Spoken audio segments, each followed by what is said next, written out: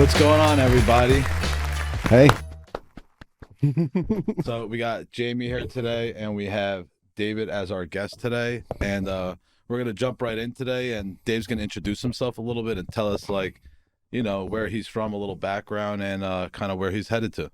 Sure. So I'm David Brodsky, and I have the pleasure of being Phil's business partner and best friends, and amongst other things.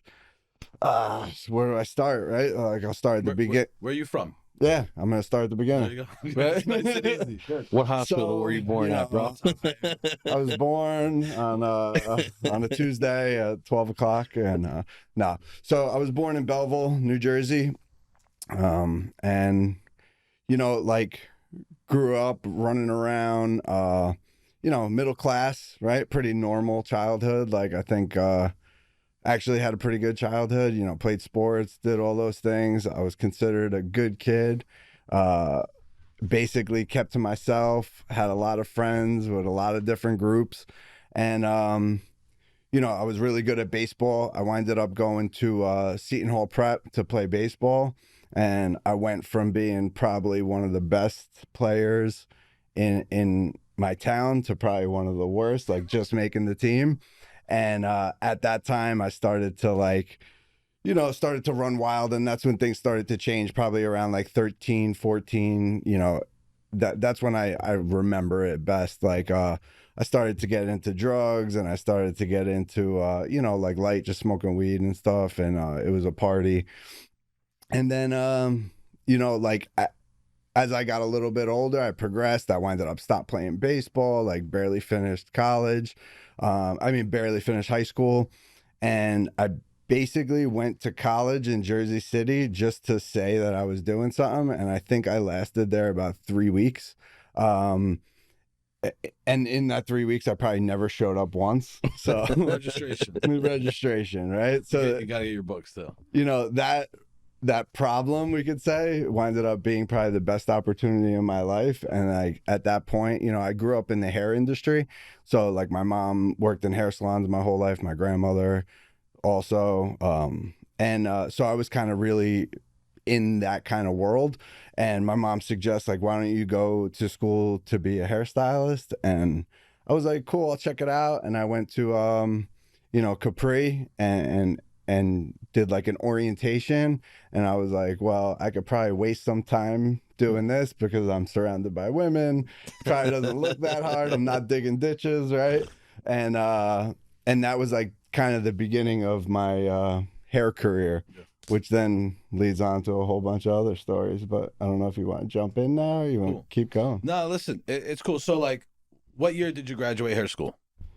Oof. I'm not good with the years, but I graduated high school in 97, and I probably graduated hair school in 98. Oh, so you're like at the end of the 90s. At the end of the 90s. Cool. Yep. And so like, you're living in Belleville at the time? Living in Belleville, and then probably by like the year 2000, because of like my ripping and running, I basically had to go and like either couch surf or get my own place. I'm shocked that we never ran into each other in the late 90s. I graduated Nutley in 98, so like, yeah, I'm 96. We had to get our drugs from the same guy. Somewhere in some club. You know what it was though? I actually moved to Boston in 98, so that's probably why that happened. I had no clue what and I I wanted feel to like do. because I went to Seton Hall, like That's I got true. detached from like the whole Belleville scene. Like I had my core group of friends. You don't seem like a Belleville kid. Yeah, like Nutley Belleville has this thing they always have, right? Yeah. When Belleville kids make it, they move to Nutley. Exactly.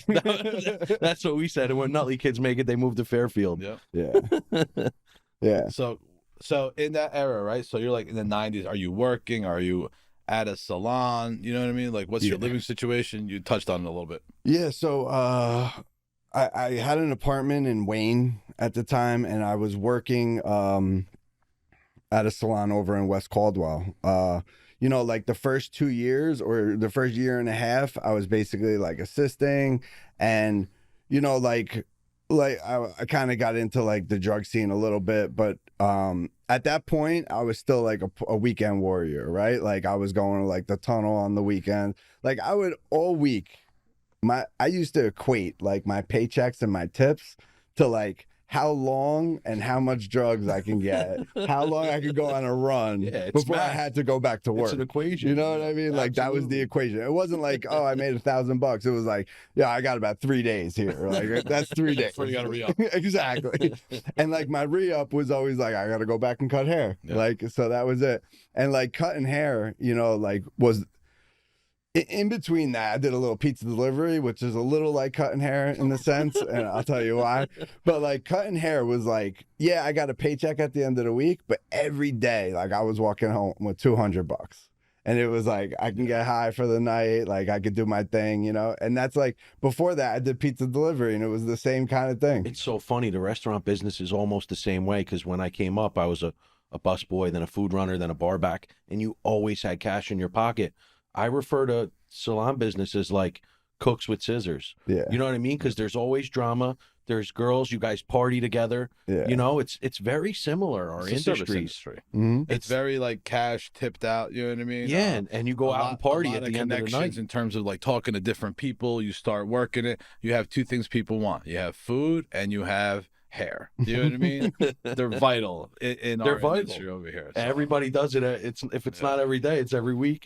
Just to add in, not my first job. My second job was as a pizza delivery. My first job was working at Mandy's Women's. I love that. Selling shoes. Which one? Like Cardi. Oh, okay. And I used to give all the girls shit for free if I liked them. And I sold drugs out there too. I was gonna say, I don't know if you were either the best salesman or the worst. No, the worst. I didn't sell anything. Like nothing got rang up. I got a paycheck and it was charity. But I remember the pizza thing was like, I got cash every day. You know what I mean? My buddy Danny Mashesky used to deliver pizza for Rockies. His uncle owned it. Mm-hmm. And I would ride with him on Friday night. We would get 2 340s, drive around with the cooler in the back, like who we were. I'd roll blunts in the front seat and we'd fucking deliver pizza, dude. It was great. It was fun. Right? I thought it was fun. It was fun. Before it went dark. Yeah, it was fun. My problem was that it was fun. Because we were in Belleville, so I used to deliver for Joey's Pizza. It's no longer there. But like, bro, Joey's with the fries on the sub. Yeah, man. Oh, I so love good. Joey's, dude. Cheesesteaks. Joey's was the spot. Did you meet Mike Carino there? I feel like he worked there forever, bro. Yeah. So like, but I would take a delivery to like Grafton Ave, and then I'd disappear for a few hours. You know, like eating pizza with the guy. Like, I got this one. I'll take this one. Nobody wants it. I got it. No problem. So it seems like a similar story for all of us. You know what I mean? New York City was the backdrop to our lives too. You know what I mean? I know you were in Boston for a little bit, but the clubs, the scene, everything, and the drugs and the women, and it seemed like we all started off in this just wanted to have fun. You know what I mean? And our careers, our jobs, they might not have been passions at the time. They were more like, this is what pays for it, right? But I think at some point, it became our passion. You know what I mean? Or we kind of, or what was your, you know? Yeah, like I think I agree with that. Like I think like the part of it where like I just wanted to have fun was like the surface level, right? And then like, of course, I didn't learn a lot of this until retrospect, right? Like years later. But like there was always something different about me. Like, and like I had ideas of grandeur my whole life, right? Like I'm gonna be a fucking king, right? Like I'm meant to be rich. Like I used to, like as a little kid, I used to think I'm gonna be in a castle. Like, you know what I mean? Like I just always thought, man, I always thought I was different, or I always thought I was special. If I always thought I was something not like everyone else, right? And like that manifested its way of like I never felt a part of, right? Even though I was the popular kid, even though I was like the baseball player, like there was a barrier between me and most people.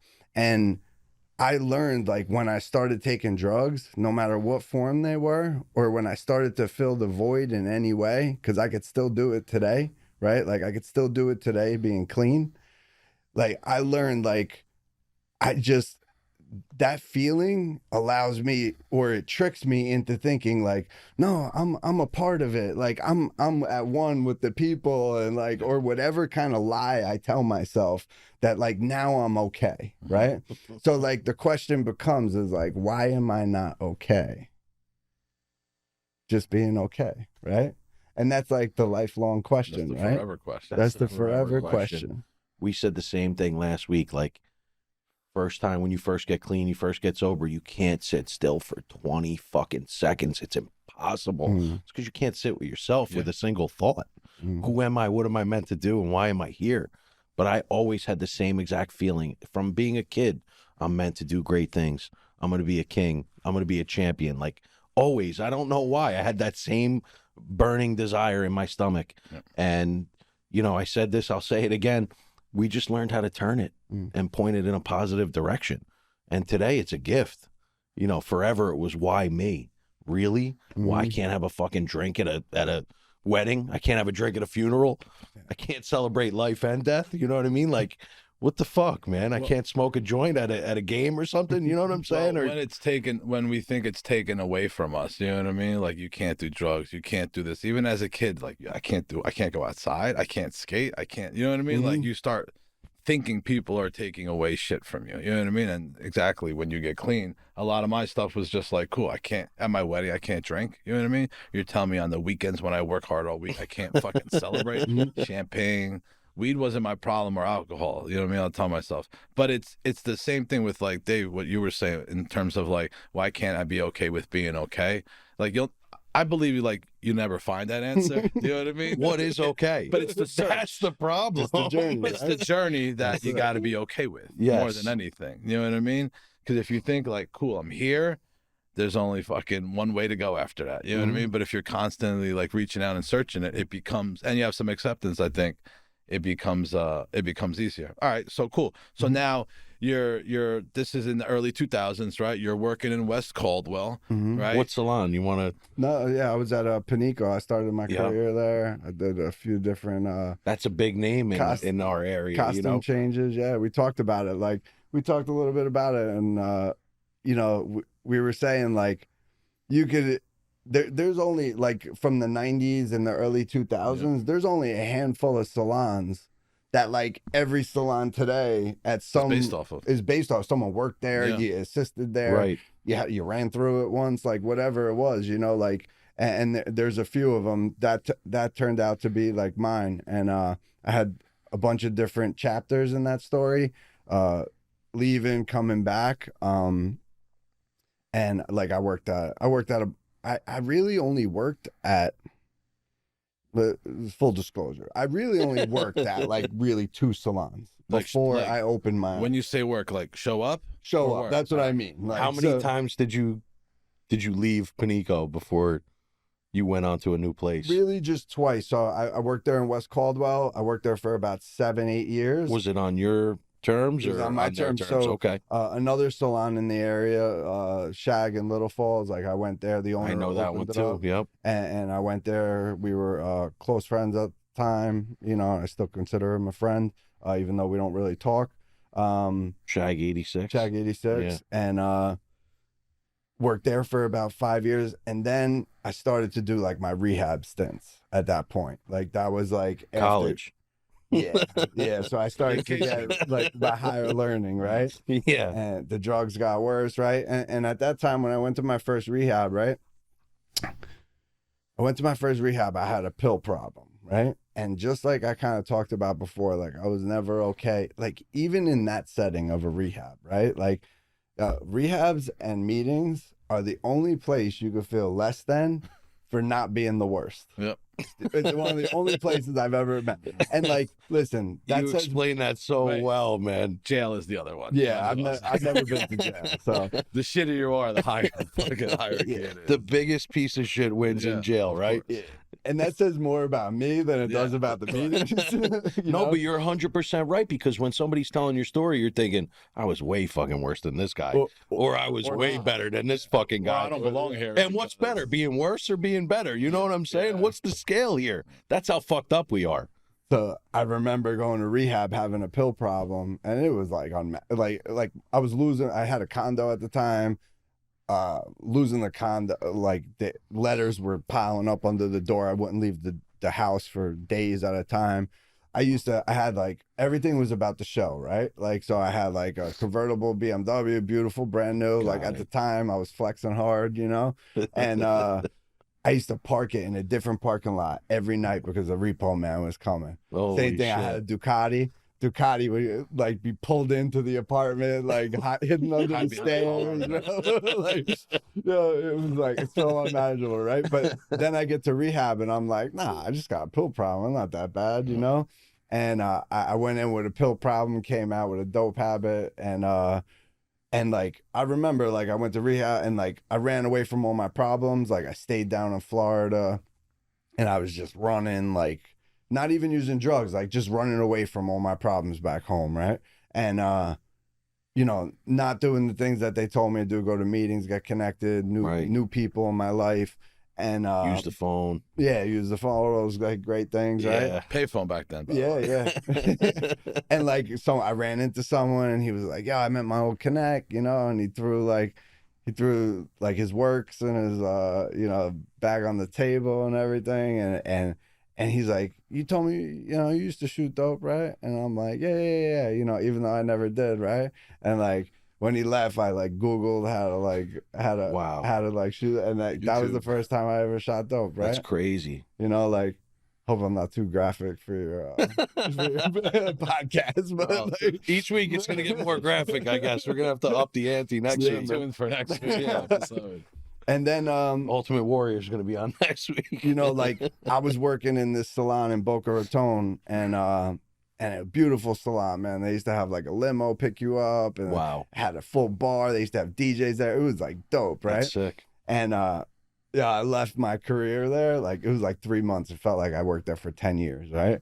I was like living out of the back of my car. I bought a car from auction. It was an old cop car, and I used to like get ready. Like I'd be stopping at people's houses, taking showers, like then going meeting like the other half, right? Like the 1% that were coming in from like the resort and these people that live in Boca Raton. And it was like, you know, living like the lie, the mask, you know, like everything's okay in the summer, like wearing long sleeves and like and sweatshirts and shit, you know, like and I would have to say like that was probably the beginning of the end, right? Like where I started to really know, because for a long time I was in denial, even with rehab, even with that. Like I knew I used drugs different than everyone else, but like at that time I started to get like, yo, I'm fucked up. Like this isn't gonna end well. Like I'm gonna end up dying, or I'm gonna end up going to jail, like for a long time, you know, like and that's when like that seed started to get planted. Like, did it ever affect your work though? Like, do you guys work autonomously at a salon where if you're good at what you do, they kind of leave you alone? Because in a similar line, like that's what cooking is. If you're a talented cook, I got away with murder forever and ever and ever. Late every day, banged every waitress. God, we got to fucking edit this. But like, yo, I thought it was part of my salary. I'm not even kidding. When I was a sous chef, like you run your way through it. I think you know, it's like one of those things. I'm not answering for it, Dave, but I'll give my experience. So like, as long as you kind of like produce and you don't make fucking waves in any job, it's like, because I did a lot of stuff too. I drove a truck, you know what I mean? A dump truck, 80,000 pounds loaded, and I was loaded every fucking day. I would bring it to the fucking projects loaded, you know what I mean? And they're like, as long as I show up to dump this shit, you know, like it. If you're good at what you do, they leave you alone. Is that the moral of the story? It's kind of, that's the problem too. It's kind of crazy, man. Yeah. So, yeah, like I think to say that, like, I think we all have a certain type of our personality is like we're all pretty likable, and everyone watching this probably just threw up in the garbage can. So like, but like I know how to like move around where like, you know, you're a charming dude. I'm not gonna like ruffle feathers. Yeah, you know you make it happen. And when I do, I know how to like what bird to ruffle. Exactly. So. And you know, like I'll speed it up a little so we don't get caught up too much on that. But like the rehab started to come quicker and quicker, and like the geographical changes. Like came back to Jersey, living on mom's couch for the first time in I don't know a decade, you know. Wow. And like, and at that time, like I was running around Newark, and I was just like trying to make ends meet, picking up jobs here and there. I almost like couldn't even get back to a salon. Like it was like, it got that bad. And then like I was like, I want to get clean. I got clean on the couch, like kicking, you know, and I started working back at Panico, and like, that's where I went back there, And it's an important part of my story because like it's where I met my wife, and she was a big part of me getting clean. Like, you know, like I was getting like 90 days clean, 6 months clean, and then I would go back out. Give a shout out to Nikki. Happy birthday. Happy birthday. Birthday. That's my muse, man. She's like, man, It's amazing, bro. ride or die. I think we all have some amazing women in our lives, and you know, God blessed us with that part for sure. So I got a funny story, right? So I'm working in Panico, right? And like, yo, she used to swear I was cheating on her, right? She was like, you know, we were just starting a date, you know? And she's like, you know, her spidey senses went up, you know? So she's like, you know, it wasn't like take the phone back. We had the Blackberries back then, but like, it was like, she's like following me around a little bit. So like one day I hang up my coat, right? And in the closet, and she's like, I'm gonna go through his coat, right? And she's like, she ran my pockets, right? And she thinks she's gonna find like a girl's number. She found like my set, my works, and she was like, I wish I found it was a girl. Like that's the worst fucking scenario ever. And that was like, you know, and I don't know if there's a topic or anything, but like, listen, some of the biggest problems turned out to be the biggest gifts in my life, man. So like, that was like the conversation I had with her, and she was like, listen, you know, whatever you do, I support you, but like, I can't support that, you know, like, and, you know, I wish you the best, but like, I can't let my life go into that insanity, you know what I mean? But I'll be here for you if you at least try, right? And at that point was where like, you know, I went and I committed to going to meetings, right? And that's when Phil and I met, and he came in like a couple months after me. And this guy came in, man. He had fucking hair down to his ass, braided up, like, yo, wow. he was tatted up when like nobody was tatted up like that, like. And I remember I saw him. I was like, yo, this guy, he's got a vibe, right? Yeah. And I'm like, then I would go talk to him, and I'm like, yo, he's cool, but like, I gotta keep my distance, right? At that time, like, you know, Phil was very different than he is today, right? Like he was. I don't know that version of Phil. He was just getting clean, right? And he was like, you know, like we all were. We were a little angry, a little disruptive, like scared. Scared, you know? A lot of fear involved, but you don't know that till you take a step out and look back at yourself, you know? And I had my guard up, man. You had your guard up. Yeah, bro, you're fearful of everything because we only knew one way to get over shit. And I'll say this, right? Like, as much as like he was that guy, right? He was never that guy to me. He was never like, talked out of the side of his neck. He never came at me like that. There was never like, you know, like, what are you looking at? Like, he was always kind. He was always like, we always had a connection there. And even though like our relationship like went on hold for a couple of years because we were just doing our own thing, and he opened his own salon, I opened mine. And then years later, like a friend of ours passed away, Brian, Darlene's cousin, right? And we ran into each other. Yeah, Richard Stambo. Yeah, Stambo. And we ran into each other at the funeral, and we were like, yo, let's get lunch. Let's just, you know, talk. Let's catch up. Let's see what we're doing. And that started like the beginning of this like beautiful relationship, you know? That's amazing, man. Long hair Phil. You gotta rock a wig now on the next podcast, brother. You know what I mean? We gotta see some of this. No, I'm just like chiming in the sense of like you think you know yourself, especially when you get clean. And we talked about this last week, where it's like, cool, you get clean and you're like, my problems are all fucking over. And then a few months you're like, yo, when does it stop? My problems are just fucking starting. Like, yeah, because you just think the compulsive drugs, money, job, and once you get all those, you still have to figure out who you are. And you know, in whatever aspect, I think it's all the same for everybody, where you're just kind of like, that's the like, when are you okay with being okay? You don't even know that you're not okay yet. You just think you got a drug problem. You know what I mean? Because automatically when you stop the drug problem, you're like, shit's better. Probably got a fucking hot ass girl. I got a car. Cops don't chase her, pull me over. You know what I Got mean? no warrants. No bail, nothing. Like I'm fucking. You're like, this is the dream I've always wanted. Right?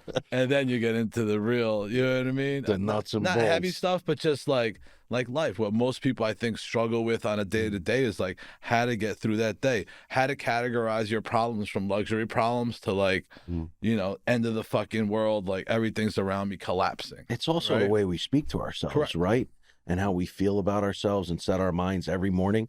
When I wake up now, I pray. I mean, I just, even it's just my version and the way I talk to myself and the way I look at myself in the mirror and the way I feel about my actions, you know, I'm just grateful and blessed. And today's problems are just a challenge that I haven't figured out yet. It's not a real fucking problem. It doesn't feel the same way. I don't run from it. I run into it. Yeah. So I think like also like what just popped in my head too is like, you don't know you have a self-esteem problem until you have a self-esteem problem. You know what I mean? Like, Yes. I don't think anybody, like people I know, I know Dave really well too, and you like, I don't think nobody got clean and it was like, self-esteem is here now. Like, we're good. You know what I mean? Like, it was like really trying to like figure that out. And then there's different tiers where it's like, you think you have it and you're full of shit. You know what I mean? And you're selling an image and you're this, and it's always like, changing. You know what I mean? I still deal with that every day. Like I was at a charity event yesterday and I was front and center in front of the speaker with the fucking spotlight on me. And I still don't think I'm comfortable with that shit. You know what I mean? I'm like, like turning to the left, turning to the right, hands in my pocket. You know what I mean? Like, I'm still just trying to figure out who the fuck I am. I'm 42 years old and I'm just getting comfortable being inside my own skin. And it takes years of practice for somebody like me. You know, and I shared this with you last time. I'm sitting here 28 days sober, you know. Congrats, bro. I fell off the boat, bro. I really did. And that was my journey. And I'm okay with that. Truly. Yeah. In fact, I think it's better this way because I'm taking it much more seriously this time. Because I lied to myself for the last 2 years, bro. And I got lost.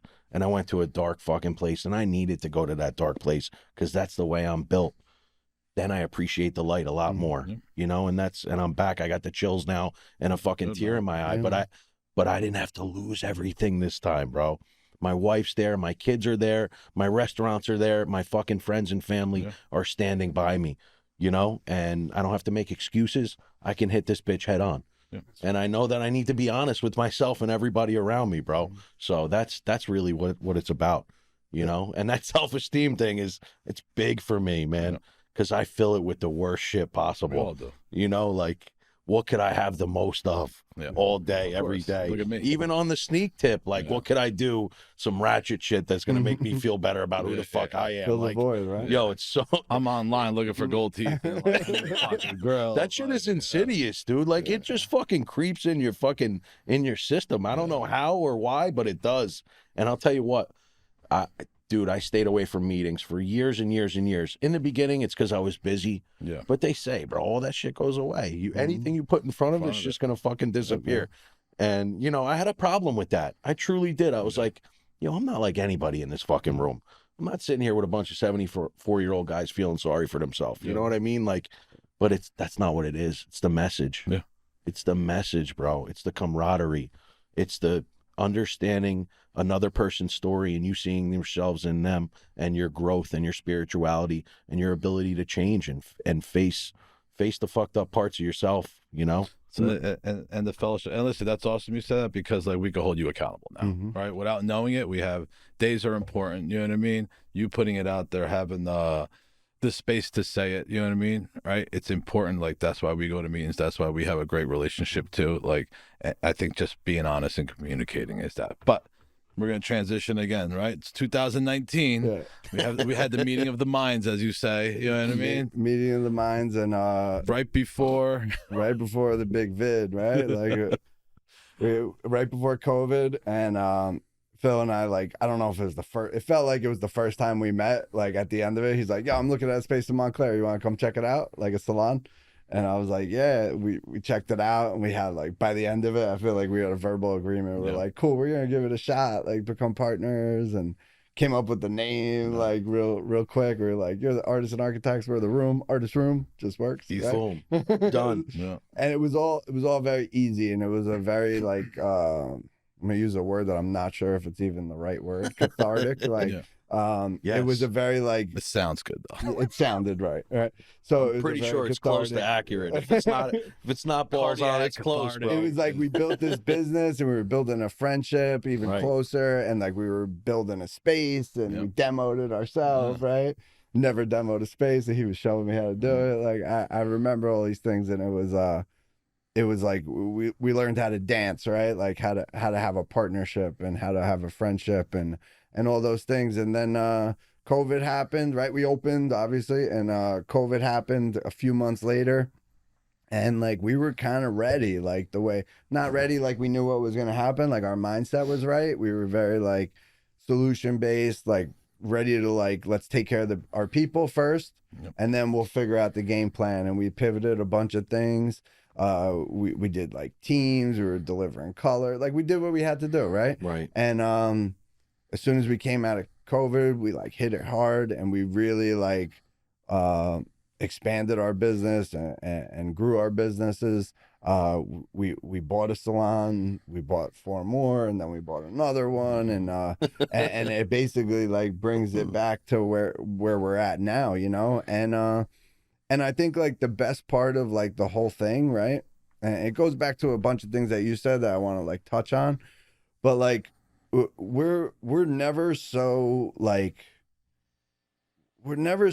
stuck on our ideas where it's like, well, we've been doing this, it works or it doesn't work, but like that's the way we do it. Like we're always like talking about like, cool, we did this, we switched it, maybe we switch it back, or maybe we do this whole new thing. And like we're constantly like, one of our things is like we're never afraid to pivot. Like we're never afraid to like switch it all up, right? Like, and I think it comes from like where we come from. It's like I fucking like lost it all multiple times. Right. Like I'm not afraid to lose it again. No. Like, you know, like people like us, I feel like our risk tolerance is like so fucking high. It's like like someone would have like a fucking heart attack. There's if no like doubt we about started throwing out shit. Like, People ask me all the time, like, bro, why are you're so happy? You're opening your 5th restaurant. How are you even smiling? Like, I can't figure out one.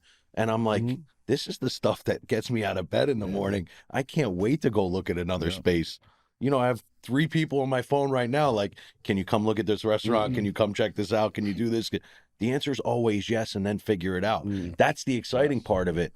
It's not a risk to me. It's the next chapter. Like, that's the shit that gets me going. And that's what I think I've always been addicted to, is the adrenaline of it. So, you know, for me, the chase is where I get high at, you know. The risk gives it value too. You know what I mean? Because again, and we talk about this like when we have some properties and some other you know, partnerships together with other stuff, and it's like it needs to be difficult, it needs to be challenging, we need to have disagreements, money needs to be tight, we need to do all this shit, people need to quit, leave, fuck, like it needs to be like that. I don't want it to be easy and smooth sailing, and I need to have those shit. There's a difference between need and want. Do I want that shit, especially on certain days? Fuck no. I want to just chill too sometimes, right? But like that curveball makes us creative, makes us figure out, makes our relationship and partnership a lot tighter. Like, you know, the stories they talk about isn't like when shit was easy and everybody did it. It's like when shit hit the fan, and like, are you really fucking gonna make sure everybody eats, all paychecks, everything happens? You know what I mean? Are you gonna make sure, like Dave said, like you could pivot, you could fucking, you know, you'll drop everything to get to here, right? It's not for everybody. I don't want it to be for everybody. I don't want it to be easy. No, you know, want to be I in the need top it to be tier. difficult. But I think, and again, I'll bring it back to Dave. Like it's like what makes us us. You know what I mean? And like that's where we find our self-esteem, doing small, attainable things where we're like, you know, you walk away and you're like, fuck, I did that shit. Like, damn, that's some shit. And for somebody last week, I gotta learn that from you. Like celebrate the wins. Celebrate the wins, man. That's really hard for me. I don't come from that school of thought. I come from, you're not shit, you're never gonna be shit. Everybody around me always said that. And that, you know, that's been fuel for my fire forever and ever. But at some point I gotta look back and say, all right, you know, good job. You give a lot of people work and you support a lot of families based on what you do every day. So you said you had a rough week last week, Yep. right? But it was a bunch of little small victories. Small wins at the And end, at the end of man. the week, you turn around, you're like, fuck, this week was pretty solid, Yeah. bro. We did our fucking thing this week, you know? And you got to feel good about it. That's hard for me, man. That's something I'm really, truly working on. So I gotta hang around a little more. You know what I mean? I have a guy like Phil and I talk like that all the time. Like it's like, what are the wins, right? And I have a guy that I talk to, like we talk about once a week, right? And like his first thing every time he says to me, he goes, "Why don't you tell me about the wins you have in your life?" Like that's his first opener every single time, and it makes you say like, all right, like maybe they're not a big win, right? But like it might be a little win. It's like, yo, I got out of bed and I went to the gym every day this week, right? In the morning, right? Little wins, right? Because you stack them. That sounds like a And then huge you start- fucking win to a fat See, bastard it like me. depends who it is, You right? That's who it is. To me, No doubt. to me, I could look over that because I've been so ingrained to do that. But I Right. know for someone else that might be a huge win, right? That's huge. You know, you said something before that really like it really like stuck in my head, right? And it was like you know, like what we think about ourselves, right? And I feel like, and I'm gonna say nobody, but like I don't think like if someone thinks like, listen, I got it figured out, I got myself figured out, right? And I don't think anyone in this room thinks that, right? But if I come across someone like that, it's like, yo, man, you might need new people in your life. Correct. Like, because like if you don't have someone in your life that tells you, yo, you're a fucking asshole, man. Every Like, once in a while. You know, like, you know, because like, and I feel like, listen, society, whatever you want to call it, right? Like you go on Instagram, you can get your hit of dopamine where it's like, yo, I'm grateful. My life is manifestation. Get a couple likes. I'm going to be rich and I'm not going to do anything for 10 it. keywords of And I'm Instagram just like feelings. owes the world, right? But it's like we need people in our life to let us know that like, yo, nobody's got it all figured out, right? Yeah. And if you do, you should probably stay away from that person. Yes. You know what I mean? No doubt. And like, listen, to bring like my own personal story to a full, because like you shared it too, right? Like I stayed off of like dope and drinking. I didn't have a drink or shoot dope in a couple decades, right? Like a decade and a half maybe or something like that, right? Same. I was 11 years. But at some point, for me, it's an important part of my story because I can't forget it, right? Is like at some point, and I don't even know when it was, right? I try to go through the timeline. At some point, I again became not okay with me, right? And my solution to that was like, yo, I'm going to take medication, right? And like I started taking Suboxone. And like, listen, it could be a gray area for some people. For me, it brought me to the same exact place that I was living out of the back of a car in Boca Raton, fucking washing on people's couches, getting ready for work, right? Because it wasn't about like the details or like the car I drive, right? The clothes I was wearing, the money I made. It had nothing to do with that because all that shit got better, right?